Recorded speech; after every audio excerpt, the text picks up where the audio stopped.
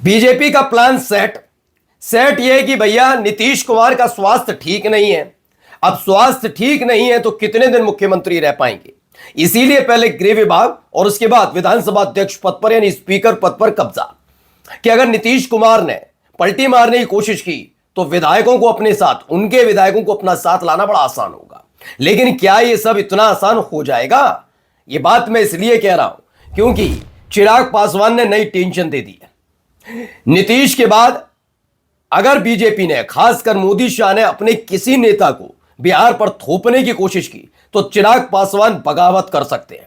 और इसका ऐलान किसी और ने नहीं कि लोक जनशक्ति पार्टी रामविलास के किसी जिला अध्यक्ष ने, महामंत्री ने, कोई सांसद ने, विधायक ने कर दिया ना, ये खुद चिराग पासवान की तरफ से कहा गया है।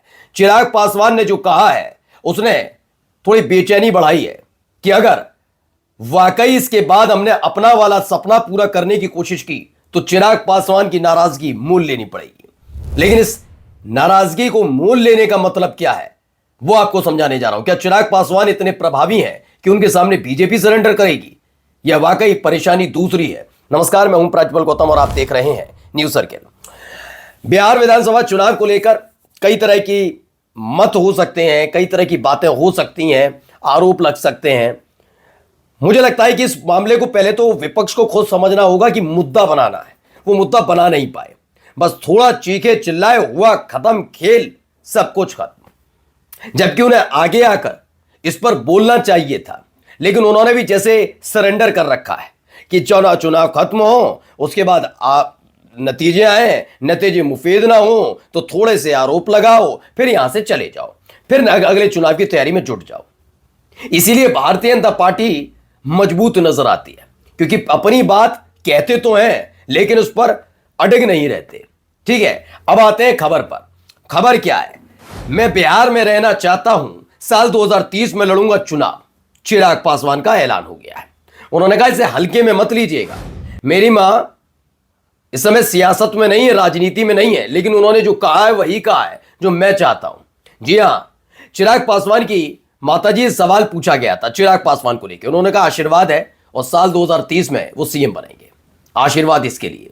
यानी खुल्लम खुल्ला ऐलान कर दिया गया था कि बीजेपी का कोई भी नेता अगर इस भ्रम में बैठा है कि नीतीश के बाद उनका नंबर लगने जा रहा है तो थोड़ा संभल कर। अच्छा, मैं भी मानता हूं नैतिकता के आधार पर, अभी मैं छोड़ देता हूं महागठबंधन को, मैं अगर एनडीए को उठाकर देखूं, और हमने ही दिखाया था आपको आंकड़ा, फरवरी, मार्च, अप्रैल, मई, जून, जुलाई, अगस्त, सितंबर, ये 8 महीने का जो आंकड़ा था, वो आंकड़ा क्या कहता था? यह आंकड़ा कहता था कि तेजस्वी यादव को बिहार की जनता 34 से 35% जनता मुख्यमंत्री देखना चाहती है। दूसरे नंबर पर नाम आता था नीतीश कुमार का 17%। फिर आता था पीके का भी आता था, बीच में पीके दूसरे नंबर पहुंच गए, लेकिन तीसरे नंबर के बाद, नीतीश के बाद नंबर आता था सिर्फ और सिर्फ चिराग पासवान का। है वो 5-6%, लेकिन चिराग पासवान को लोग मुख्यमंत्री देखना चाहते थे। अगर मैं इसे एनडीए के इंटरनल मानूं कि सिर्फ मैं एनडीए तक रखूं, तो उसी समय सर्वे बता रहे थे कि सबसे लोकप्रिय चेहरा एनडीए के अंदर अब भी नीतीश कुमार है।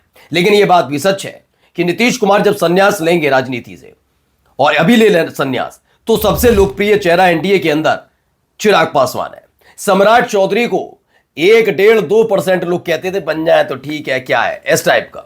तो उस लिहाज से तो मैं भी कहूंगा कि एनडीए में एक बड़ा चेहरा तो है चिराग पासवान, और अगर बड़ा चेहरा कोई है, लोकप्रिय चेहरा कोई है, तो उस लिहाज से उसकी दावेदारी भी बनती है कि वो दावेदारी करे कि हां मैं ही मुख्यमंत्री बनूंगा। खैर, इसमें हुआ क्या, देखिए, पहले 2-3 सवाल उनसे पूछे गए थे। पहला इस पे आता हूं, मैं सवाल दिखाता हूं, इसमें जवाब क्या दिया। एबीपी न्यूज की एक खबर है, बीजेपी की सीटें ज्यादा फिर भी नीतीश कुमार सीएम क्यों? चिराग पासवान का बड़ा बयान, अगले 5 साल। क्या 5 साल वाला मसला है? पहले तो मैं आता हूं, बार बार यही सब, अब इन पर सवाल तो बचे नहीं मीडिया वालों पर। तो सवाल क्या है? केंद्रीय मंत्री का मैं ये मानता हूं मुख्यमंत्री के पास अनुभव है, इसलिए मैं ये मानता हूं अगले 5 साल उस अनुभव का होना जरूरी है। अगले 5 साल जो मुख्यमंत्री नीतीश कुमार के पास है, ठीक है ना, जिससे वो सीख सके। बिहार आसान राज्य नहीं है, बिहार में जरूरी है कि आप उस अनुभव के साथ आए। डबल इंजन का फायदा तब उठा पाएंगे जब आपके पास अनुभव होगा। अनुभव का मतलब आप समझिए क्या है। साल 2020 में चिराग पासवान ने अकेले चुनाव लड़ा था, बिहार में 1 सीट आई थी, बस सच है। 1 सीट, जो एक विधायक थे वो जेडीयू में चले गए।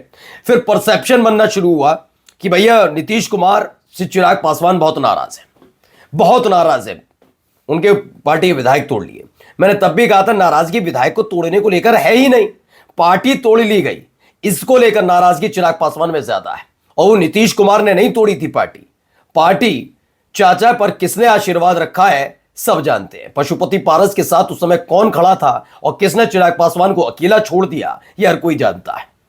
मैंने तब भी कहा था और आज भी कहता हूं, मुझे बस इतना बताइए कि अब तो 240 पर आए, पहले तो प्रचंड बहुमत था साल 2019 में, है ना।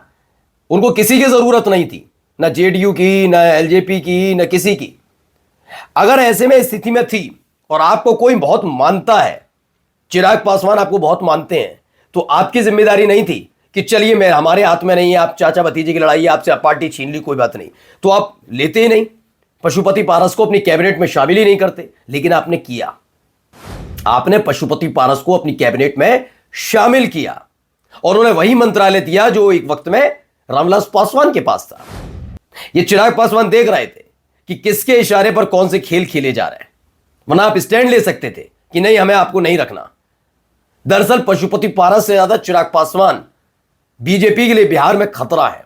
वो जानते हैं अगर चिराग पासवान यूं ही आगे बढ़ते गए तो आने वाले दिनों में मुसीबत हो सकती है और वो सपना जो हमने देखा वो पूरा नहीं हो पाएगा। पहले देखिए बिहार का चुनाव क्यों नहीं लड़े चिराग।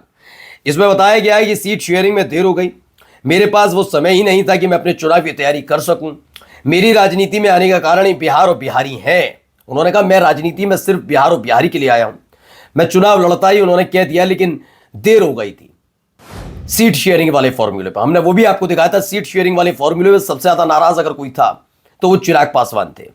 उसके बाद नीतीश कुमार इसलिए नाराज हुए थे क्योंकि नीतीश कुमार की जो पार्टी है वो 102 सीटों पर चुनाव लड़ने जा रही थी, 101 पे लाए थे, एक सीट वहां से तोड़ कर दी और 4 हिंदुस्तानी आवामी मोर्चा और आरएलएम की तोड़ के दी, अपनी सीट कम नहीं की थी बीजेपी ने। आगे देखिए, मैं सक्रिय भूमिका में बिहार में रहना चाहता हूं, यानी जो डबल इंजन की सरकार, अनुभव का फायदा, ये तमाम बातें कह रहे हैं, वो देखना चाहते हैं सरकार चलती कैसे है। उस आधार पर उन्होंने नीतीश को ही मुख्यमंत्री के तौर पर मुफीद कहा। मैं सक्रिय भूमिका में बिहार में रहना चाहता हूं, पद जरूरी नहीं, व्यवस्था का हिस्सा बनना जरूरी है। उन्होंने कहा मैं मुख्यमंत्री बनूंगा तभी बिहार जाऊंगा, ऐसी कोई मेरी कतई सोच नहीं है, मैं विधायक बनकर भी व्यवस्था का हिस्सा बन जाऊं। इसी सोच के साथ मैंने कहा कि मैं 2030 का विधानसभा चुनाव लड़ूंगा। यानी मुसीबत बढ़ेगी। अब आप सोचिए 2030 में आते आते नीतीश कुमार रिटायर, ठीक है, मोदी जी भी रिटायर ही हो जाएंगे, क्लियर 2029 के बाद। अब इन सब के बीच नीतीश कुमार की पार्टी से कोई भी सब चुनाव लड़ रहा है, सबसे लोकप्रिय चेहरा चिराग पासवान। जब मुख्यमंत्री पद की बात आएगी और सीट शेयरिंग की बात होगी, आपको क्या लग रहा है अगली बार 29 सीटों पर चुनाव लड़ेंगे चिराग पासवान? नहीं, सीटें बढ़ेंगी और एक नई चुनौती खड़ी होगी बीजेपी के लिए। लिख कर ले लीजिएगा। नमस्कार।